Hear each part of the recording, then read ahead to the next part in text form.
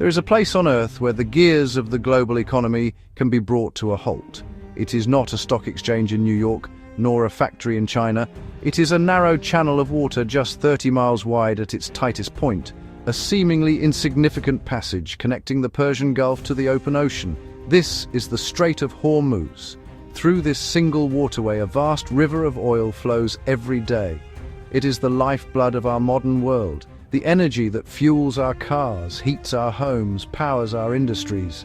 Its constant, uninterrupted flow is something we have taken for granted for decades, a silent, reliable pulse in the background of our daily lives. For more than half a century, this fragile artery has dictated the fortunes of nations. Roughly 20% of all the oil consumed on the planet makes its journey through this strait. Day after day, a procession of the largest ships ever built, supertankers laden with millions of barrels of crude, navigate its congested shipping lanes. They carry the wealth of the Gulf states to markets in Asia, Europe, and the Americas. The system is a marvel of global logistics, a testament to our interconnectedness. But this efficiency comes at a cost. It creates a point of extreme vulnerability, a single choke point upon which the stability of the entire global system depends. The geography of the strait is a paradox. It is a gateway, but it is also a cage. On one side lies the vast expanse of the Persian Gulf, home to the world's most prolific oil fields. On the other, the endless blue of the Arabian Sea and the Indian Ocean. But the passage itself is a gauntlet. It is overlooked by the long mountainous coastline of Iran, dotted with military bases, missile batteries and naval ports. The waters are shallow and the shipping lanes are narrow and well-defined. For any vessel passing through, there is no escape. The proximity of land gives the regional power, Iran, a profound and permanent advantage. This is a place where geography is destiny. This documentary will tell the story of that destiny. We will explore how this sliver of water became the world's most critical choke point. We will examine the geography that makes it so vulnerable and the rise of oil that made it so important. We will journey through its violent history, tanker wars, mines, and international confrontation. We will analyze the complex dance of great power competition that plays out in its waters. And finally, we will investigate the breaking crisis of 2026, a moment when the artery was finally severed, plunging the world into an economic shock not seen in generations. This is the story of the day the strait closed. On February 28, 2026, the world woke up to a new reality. Following a series of escalating military actions, the Strait of Hormuz was declared closed by Iran's Islamic Revolutionary Guard Corps. The declaration was not merely symbolic, it was a direct threat. Any vessel attempting to pass through would be met with force. The silent, reliable pulse of the global economy had stopped. For the first time since the oil crises of the 1970s, the world was facing a massive, deliberate disruption of its energy supply. The shock was immediate and profound. The flow of nearly 20 million barrels of oil per day was suddenly at risk. The reaction on global markets was instantaneous. The price of oil surged, climbing to over $126 a barrel in a matter of days. It was the fastest price increase of any recent conflict, a stark indicator of the panic spreading through the financial world. Shipping traffic through the strait, which normally sees over 100 vessels a day, collapsed. It fell by over 90%, more than 150 ships, massive oil tankers, container vessels, found themselves stranded at the entrance to the Gulf, their crews and cargo held in a state of geopolitical limbo. The world's most important energy highway had become a parking lot. Governments scrambled to respond. The International Energy Agency announced an unprecedented release of 400 million barrels from strategic petroleum reserves. It was a desperate measure to calm the markets and buy time. But everyone knew it was not a solution. The reserves represented only a few days of global consumption, a tiny fraction of the oil that would be lost if the closure persisted. The United States, its allies, condemned the closure, vowing to restore freedom of navigation. Yet defense officials privately admitted they were facing a problem with no clear solution. The asymmetric military tactics available to Iran made a swift reopening of the strait a daunting, if not impossible, task. This crisis was not a black swan event, it was not a surprise. Military strategists, economists, political analysts had warned of this exact scenario. They had modeled the consequences, debated the responses, highlighted the immense risks of our dependence on this single point of failure. The closure of the Strait of Hormuz was the inevitable outcome of a world built on a fragile foundation of geography and dependency. In the weeks that followed, as the global economy began to seize up, one question echoed in the halls of power and on the streets of cities across the world. How did we let this happen? To understand the crisis, we must first understand the place. The Persian Gulf is a vast but shallow inland sea, a flooded extension of the Mesopotamian river basin. It stretches for nearly 1,000 kilometers, cradled by the Arabian Peninsula to the southwest, the great Zagros Mountains of Iran to the northeast. 8 nations line its shores.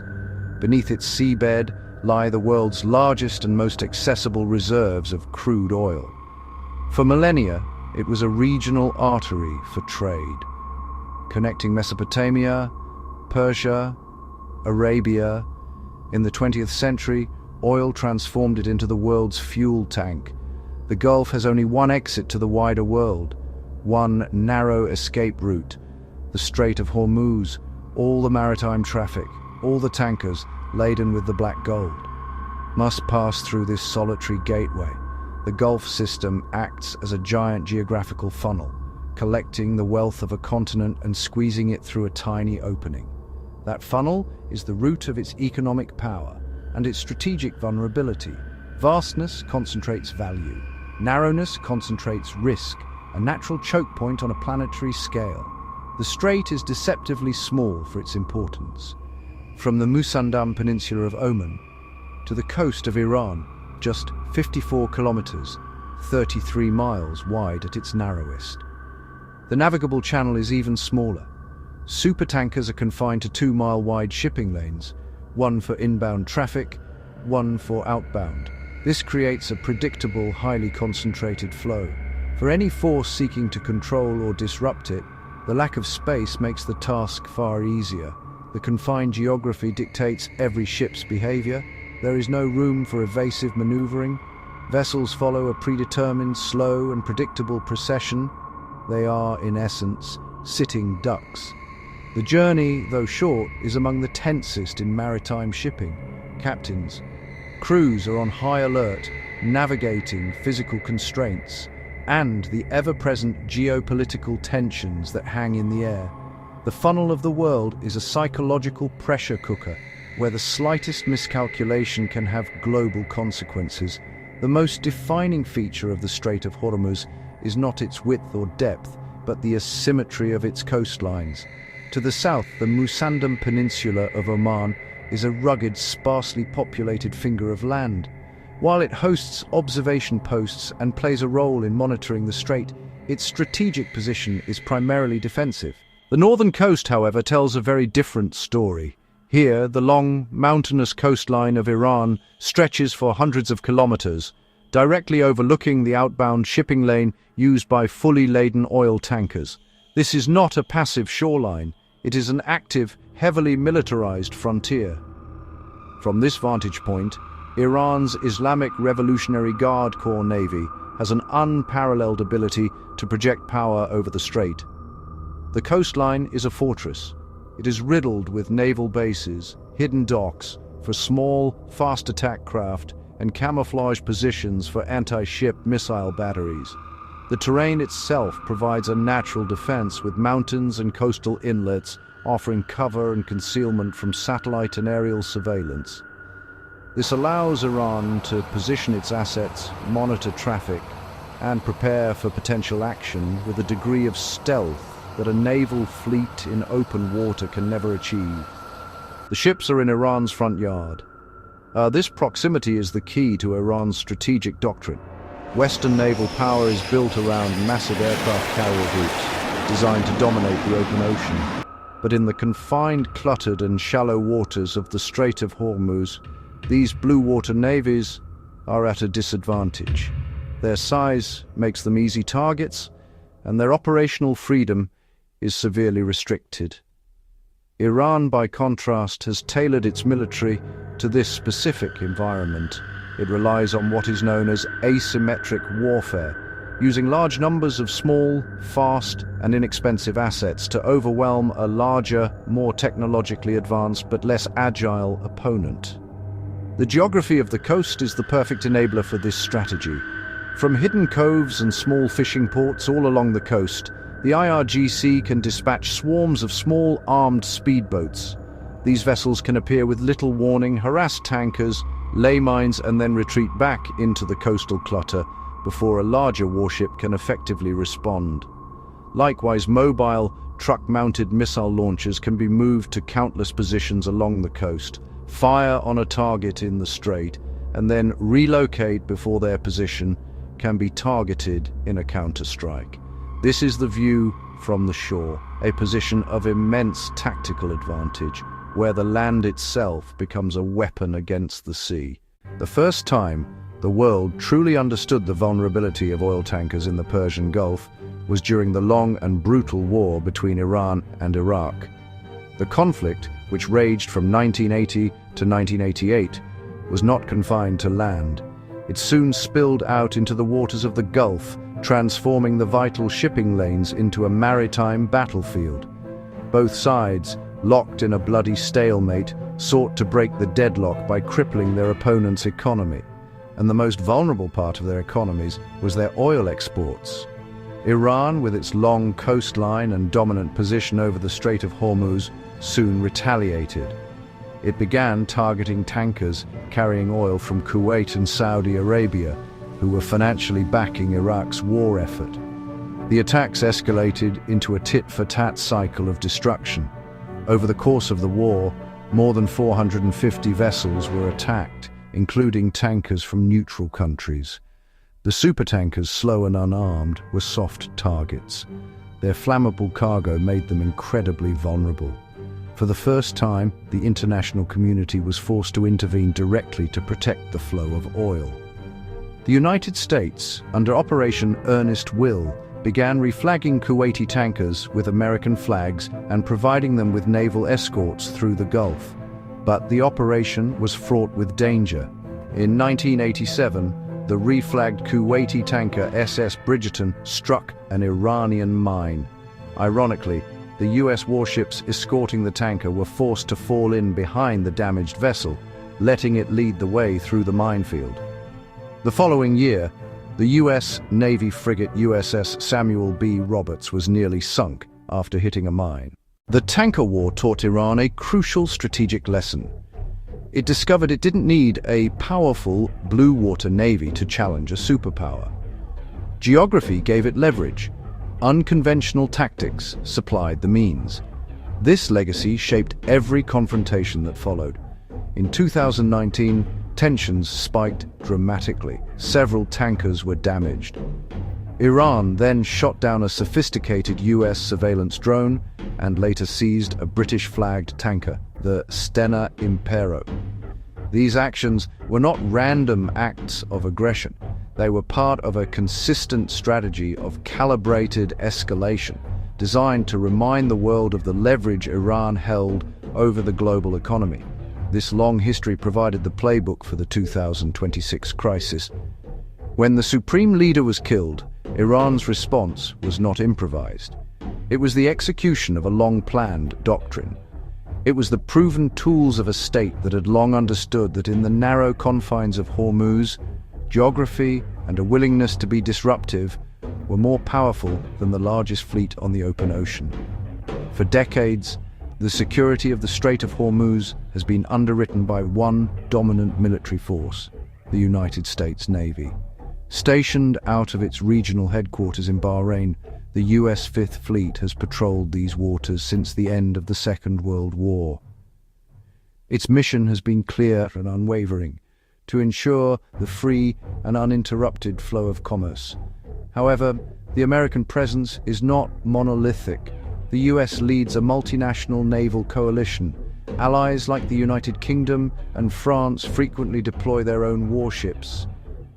Regional partners have also built up their own naval capabilities, yet this posture of dominance has been increasingly challenged. The very nature of the strait favors Iran's asymmetric tactics. A carrier group is a powerful hammer, but not every problem is a nail. The constant threat of mines, drones, and swarm attacks creates a high-stakes, high-stress environment. The watchmen of the waterway have found themselves in a reactive position. The 2026 crisis did not create a simple binary of Iran versus the West. While Iran declared the strait closed to its enemies, it simultaneously created a permission-based system for nations it deemed friendly or neutral. The most significant players in this new arrangement were China and India. Iran began allowing tankers flagged or chartered by Chinese and Indian companies to pass. This move put the United States in an incredibly difficult position. Its key Asian partners now had a vested interest in the new permission-based status quo. For China, a major geopolitical rival to the US, the situation was a strategic boon. It gained privileged access to energy, demonstrated the limits of American power, and positioned itself as a key diplomatic player in the crisis. The financial infrastructure that enables global shipping was temporarily breaking down. It was no longer a question of a ship captain's courage. If a vessel could not get insured, it could not sail. This financial weapon proved more effective than a physical blockade. It was the insurers in London who had truly closed the strait. The world did not unite, it split apart. The somber reckoning was that the interconnected world we had built was not leading to greater unity, but to a more intense and fragmented competition for resources. For years, a comforting narrative has taken hold. The world is transitioning away from fossil fuels.